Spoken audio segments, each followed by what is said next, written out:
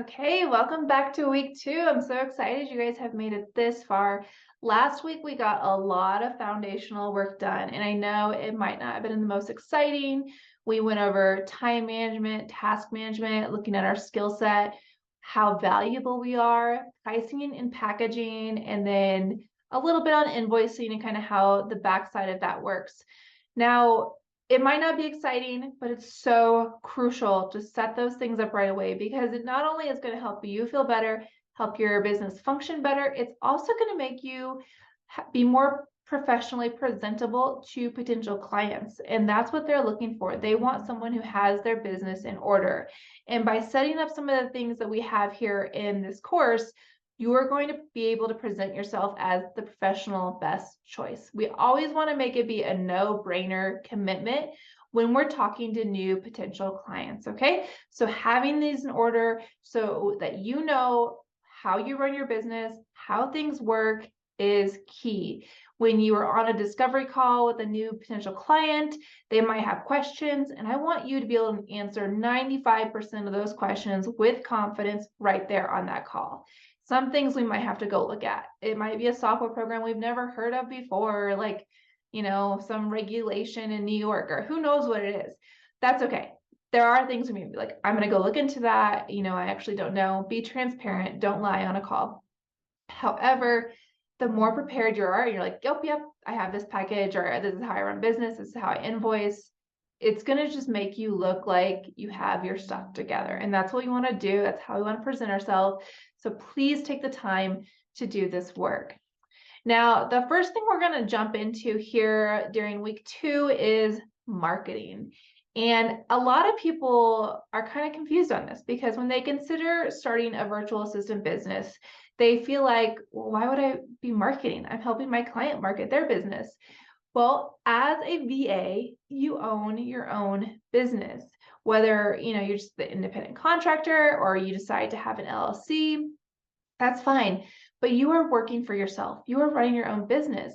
And you need to make sure you have an idea of how you want to market that, okay?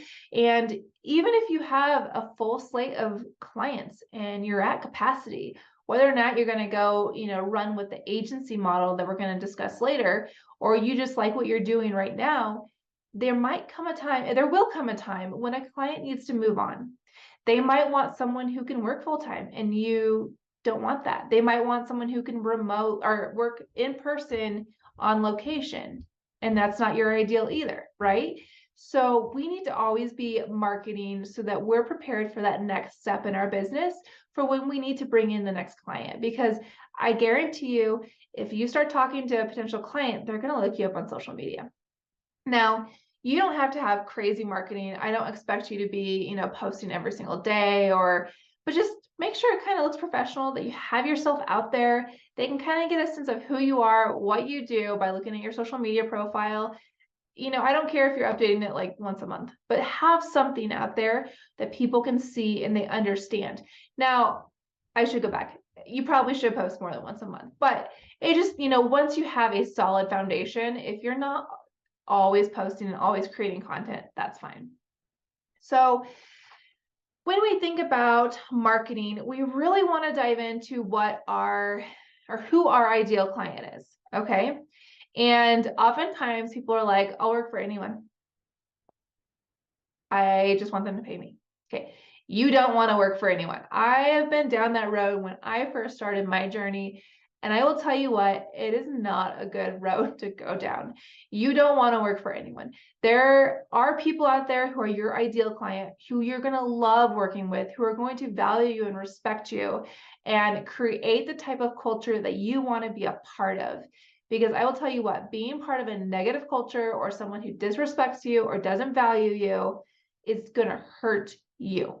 Okay. It's going to make you either quit being a VA because you can't stand it and you think everyone's like that, which they're not, or it's just going to burn you out and you're just going to hate going to work. It's going to become work. It's going to become a job versus your business. Right. And so please don't just work for anyone. Figure out through this process we're going to discuss today who your ideal client is and go after them. Obviously, we're going to go over some things that every client is not going to hit every single one of these marks, but this is just a brainstorming session for you to kind of understand who your ideal client kind of looks like. So we're going to create this ideal picture. And if we get someone who is almost that ideal picture, then great, right? But at least puts a target on our map. Because if we don't know who we're looking for, that's when we're going to get some really sketchy clients out there and we're not going to enjoy our work.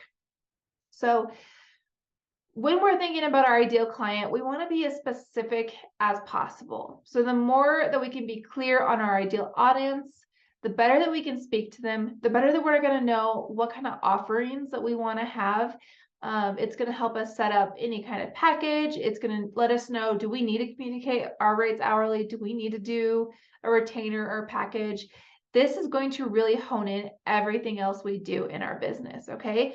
So some of the things that we need to look at, and there's resources here in the portal and working through this, but the age range, like, is there a certain age range you want to work with? And it does matter because it's a different type, like each generation is going to communicate in a different way and they're going to run their business in a different way. Not always, but there are some generalizations here that we can be aware of.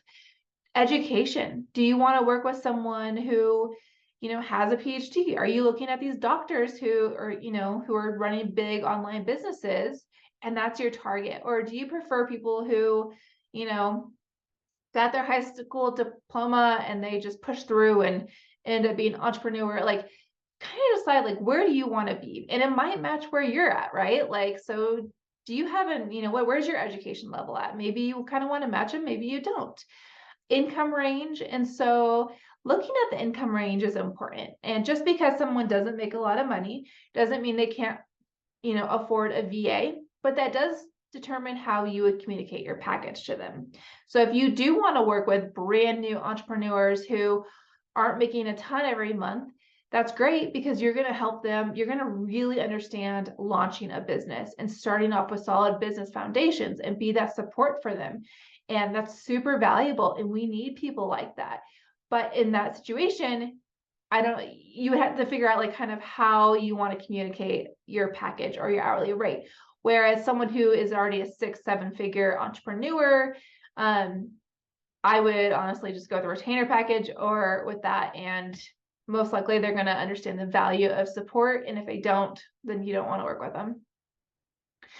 And industry. So industry is a big one, and we'll touch base on this as we go throughout this course. But is there a specific industry that you either have experience in, you're really interested in, or maybe one day you want to, dive more into that business itself? So one example here would be like real estate. Maybe you've worked when you were in a corporate job, you dealt with like real estate documents, or you just are fascinated by real estate and you think it's such a cool industry, or maybe one day you're like, I want to have rental properties, there are many VAs who only work within a specific industry, and they are sought after because they know how that industry functions. Okay, so we'll go back to real estate. If you're a realtor, most realtors work, I think, most of them work for themselves. A lot of them have home offices. And so they're working remotely. But if they know their VA knows, a client inquiry comes in and XYZ needs to happen, these things need to be scheduled, this contract needs to be signed, and we start this process with the mortgage company. We do, someone who knows that is so valuable to a realtor, and they're going to pay more for that. And we're going to talk about specialties and expertise later. But if there is an industry you really want to work with, it's a great time to figure that out now so that you can start talking to those clients, okay? And then once we kind of figure that out, we're going to look at, like, what are their pain points and what are their challenges? And so you'll see the ideal client 10 by 10 worksheet in the portal here. And what this is as you are doing your market research, you're going to really try to identify the challenge or the struggle of your ideal client. And then, so looking at that struggle, what is their desire or need to that? Okay. And how can you support them? And as you figure this out, it's going to tell you exactly how to structure your proposal, how to speak to them. Okay, if you're putting any kind of content out there, talk about these challenges and these desires they have. and what you provide for people who are struggling with this or who need this support. And so really this is just about being intentional. Now, what you can do, and not everyone loves to do this, is you can do some market research in Facebook groups. I think it's a great idea. Some people are not as comfortable with it. You could even just reach out to people in your local network or people you've worked with in the past who might be similar to your ideal client, and create a list that you could even do a Google form. You can jump on a Zoom call. You can just send them an email. It's up to you how you want to structure this, how you want to pursue this. But I want you to really focus on the why in these questions. Okay, so you're going to ask them questions like, what do you do? Why do you do what you do? What changes do you want to see in the world because of the work you do? What kind of impact do you want to have? If they had a magic wand, what would they want to happen in their business? What are the biggest hurdles they experience with their business? Why do they think that is? What are their top 3 values? What are their income goals over the next 6, 9, 12 months? What's their current team look like? Do they have a current team? What has been their experience with outsourcing, and what kind of, or what does income mean to them, and what does it make possible for them, and what stands in their way? So, the more that we can ask questions and kind of find out what our ideal client is struggling with, and, where we can provide the clearest and most direct support, the better. And then one thing I always want you to ask, if you see someone who's like your ideal client, is where do they hang out? Do they hang out on Facebook? If so, like which groups are they hanging out in? Who are they following? Or what social platform do they use? Or how do they like to be communicated to? These are always really big things that you need to consider. One way to really get into this and find people who are willing to answer is usually in Facebook groups. A lot of people are very engaging in there, so you want to go for engagement. Or you could even ask like a very simple question in these groups, like what part of your business do you absolutely love? Like if you're really stuck on your ideal client, or how you want, like what kind of support you want to provide to them, ask what part of your business do you absolutely love, and which parts stress you out, and start going through those answers and seeing like, oh, I could do that. Like it's a great place to kind of just get some sparked ideas and start figuring out what you want to offer, who you want to work with, and where they're hanging out. Another thing you can ask is, if you could outsource any part of your business, which part would it be? You've kind of gone through these questions, you've gone through the feedback you're receiving, you are going to have a better idea of who you want to be marketing to, who your ideal client is, and how to talk to them, right? How to engage with them and understand where they are so that you can start hanging out in the same places that they are. So some keys here are just, once you figure this out, be consistent.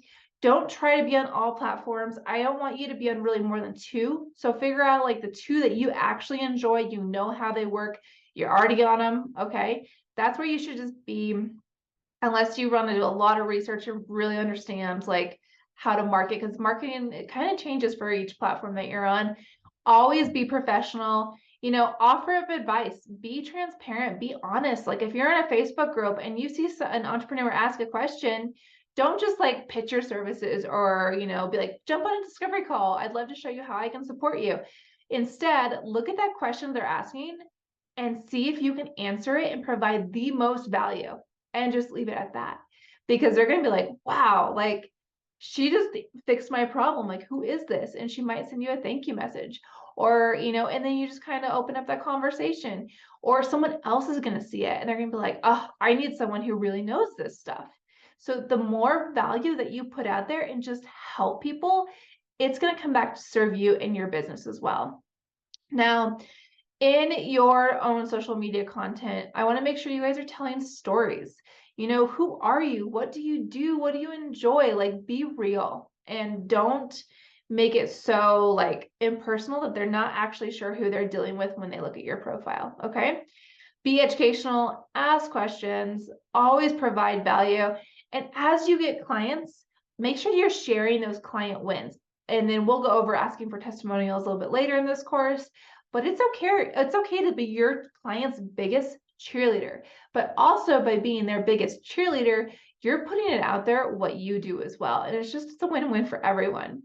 So make a plan and always continue to market, even in small ways. Stay engaged, especially even when you have a full client load. And so at the end of this course, we are going to talk about the agency model. And one thing here is that the more that we can keep the marketing up, the more engaged we stay, then we're going to be in a much better place to move to that agency model. So tonight, I want you to work through your ideal client 10 by 10 and start answering some of these ideal client questions. And if you feel up to it, post in some groups, ask some questions, start engaging, and get yourself out there.